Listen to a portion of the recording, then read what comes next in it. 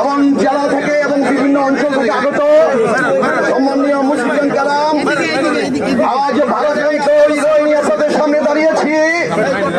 আমাদের বিপি আব্দুল মান্নান, যাকে আমরা বাঞ্ছালপুর উপজেলার ছোট বড় সকলে চিনেন, তিনি বাঞ্ছালপুর বিএনপিকে দিনে সংগঠিত করেছেন। তিনি তৃণমূলের আরেক গ্রহণযোগ্য একজন ব্যক্তিত্ব ছিলেন, সাবেক ছাত্র এবং নির্বাচিত পিপি ছিলেন। সেই মানুষটিকে আজকে আমরা হারিয়ে সমগ্র বাঞ্ছালপুরবাসী শোকাহত, আমি নিজেও শোকাহত। আমি মরহুমের আত্মার শান্তি কামনা করি, মরহুমের বিধি আত্মার শান্তি কামনা করে শুধু এটুকুই বলতে চাই, আব্দুল মান্নান জীবদ্দশায় যদি আপনাদের মাঝে কোনো ভুল করে থাকেন, ইনিছি। আল্লাহ হাফেজ, আসসালামু আলাইকুম। পরিবার থেকে একটা দাবি আছে আমাদের কাছে, সবার কাছে একটা দাবি, মান্নান ভাই যদি হয় সেটা মান্নান ভাই আমরা সকলে চাইবো ওনার বিধি আত্মার জন্য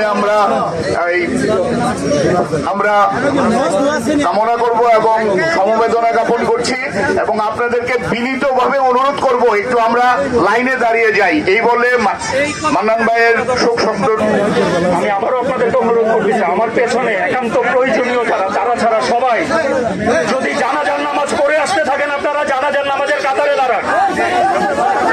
যদি আপনাদের জানাজার নামাজ পড়ার নিয়ত হয়ে থাকে, জানাজার নামাজের কাতারে দাঁড়ান অনুগ্রহ করে।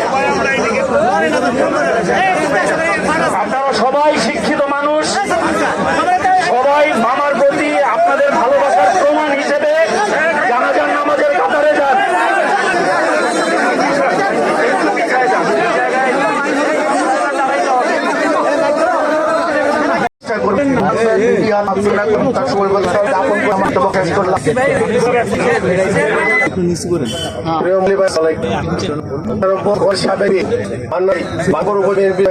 দীর্ঘ